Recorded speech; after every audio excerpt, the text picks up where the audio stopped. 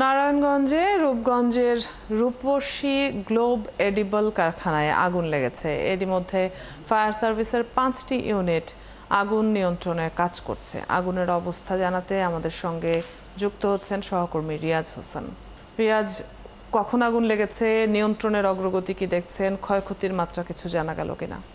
অদিতি, আজ বেলা 11:30টার দিকে রূপগঞ্জের যে মুরাপাড়া গঙ্গানগর এলাকা অবস্থিত গ্লোব এডিবল অয়েল কারখানা, যেটা আবুল খায়ের গ্রুপের মালিকানাধীন, সে কারখানায় সেই সয়াবিন তেল তৈরি করার যে প্রক্রিয়াকরণের যে শীট ক্রাশিং সেকশন, সেই সেকশনে হঠাৎ করে আগুন অগ্নিকাণ্ডের ঘটনা ঘটে। আর কিছুক্ষণের মধ্যে কিন্তু আগুনটা পুরো সেকশনের এরিয়ার ভিতরে কিন্তু জ্বলে ওঠে।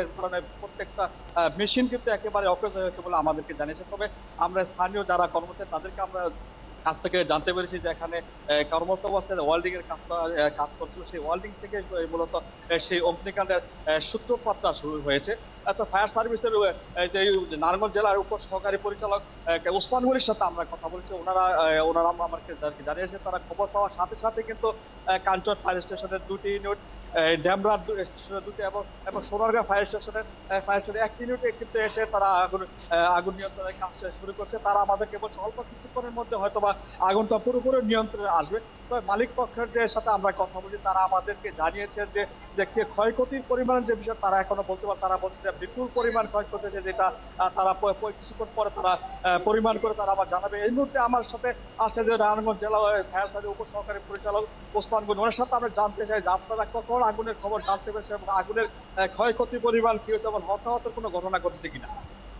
ধন্যবাদ। আপনারা ইতিমধ্যে জেনেছেন নারায়ণগঞ্জ মুরাপাড়া এলাকায় একটা সয়াবিন তেলের কারখানায় অগ্নিকাণ্ড সংঘটিত হয়েছে। আমরা প্রথমেই 11:38 সময় সংবাদ পাই, অগ্নি দুর্ঘটনার সংবাদ পাই। সাথে সাথে আমরা কাঞ্চন ফায়ার স্টেশন থেকে 2টা ইউনিট এবং ডেমরা ফায়ার স্টেশন থেকে 2টা ইউনিট ঘটনাস্থলের উদ্দেশ্যে আমরা প্রেরণ করি এবং তারা এসে দ্রুত সময়ে আগুনটাকে কন্টেইন করার কারণে আগুন দেখতে পাচ্ছেন আপনারা প্রতিষ্ঠানের যে অংশে অগ্নিকাণ্ড সংঘটিত হয়েছিল সেখানেই আমরা প্রতিরোধ করেছি।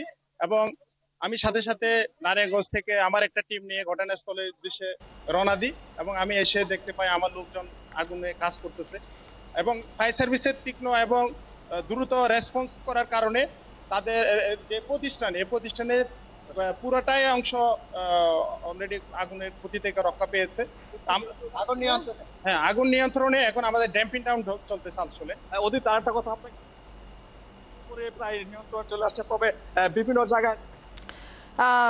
রিয়াজ, আমরা আপনার মাধ্যমে জানছিলাম এবং একজন ফায়ার ফাইটারের বক্তব্য শুনছিলাম, আগুন এখন নিয়ন্ত্রণে আছে। দর্শক, নারায়ণগঞ্জের রূপগঞ্জে অগ্নিকাণ্ডের খবর জেনে নিচ্ছিলাম আমরা।